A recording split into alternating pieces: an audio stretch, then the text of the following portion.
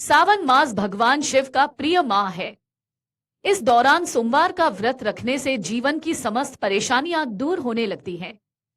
लेकिन ऐसा कहा जाता है कि यह व्रत कथा के बिना अधूरा है। कहा जाता है कि प्राचीन समय में एक साहूकार था जो बहुत धनवान था, लेकिन उसकी कोई संतान नहीं थी।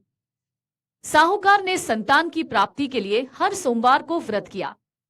वह पूरी श्रद्धा भाव से महादेव और पार्वती जी की पूजा करता था। साहूकार की भक्ति में इतनी शक्ति थी कि उसने माता पार्वती को प्रसन्न कर दिया। उन्होंने भोलेनाथ से साहूकार की मनोकामना पूरी करने के लिए कहा।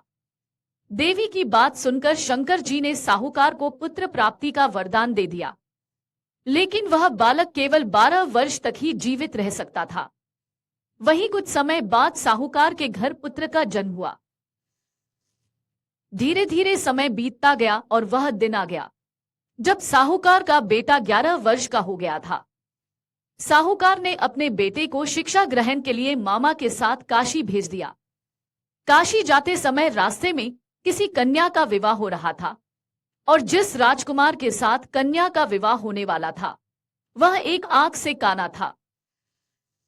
वहीं राजकुमार के पिता ने बेटे के एक आंख से काने होने की बात छुपाने के लिए साहूकार के बेटे से अपनी कन्या का विवाह करा दिया।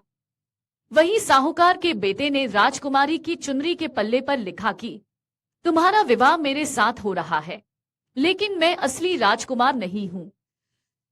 जो असली है वह को एक आंख से काना है।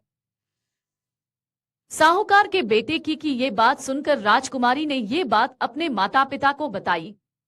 ये सारी सच्चाई सुनकर राजकुमारी के माता पिता ने अपनी कन्या को विदा नहीं किया। वहीं साहूकार का बेटा अपने मामा के साथ जैसे ही काशी पहुंचे तो उन्होंने यज्ञ किया।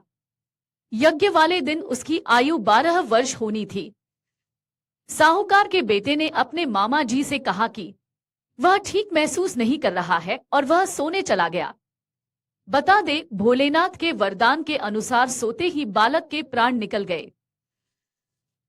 जब मामा ने मृत भांजे को देखा तो वह रोने लगा। संयोग की बात यह थी कि उस समय शिव जी और पार्वती जी वहां से गुजर रहे थे। जब उन्होंने साहूकार के बेटे को देखा तो मालूम हुआ कि यह तो वही साहूकार का पुत्र है जिसको 12 वर्ष तक जीवित रहने के वरदान दिया था।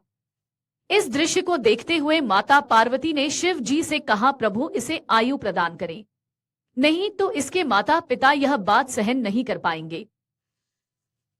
माता की बात सुनते ही भगवान शिव ने साहूकार के बेटे को जीवन दान दे दिया। फिर जब वह काशी से शिक्षा समाप्त कर घर की ओर निकला तो रास्ते में वह उस नगर पहुंचे जहां उस लड़के का विवाह हुआ था। वहां पहुंचकर उन्होंने यज्ञ का आयोजन किया। इस दौरान राजकुमारी के पिता साहूकार के बेटे को पहचान गए। उन्होंने अपनी पुत्री को उसके साथ विदा कर दिया। फिर अंत में तीनों लोग खुशी से अपने घर पहुंच गए। उसी दिन साहूकार के सपने में महादेव आए और कहा कि हे श्रेष्ठी, मैंने तेरे सोमवार के व्रत और सच्ची श्रद्धा से खुश होकर तेरे पुत्र को लंबी आयु प्रदान की है।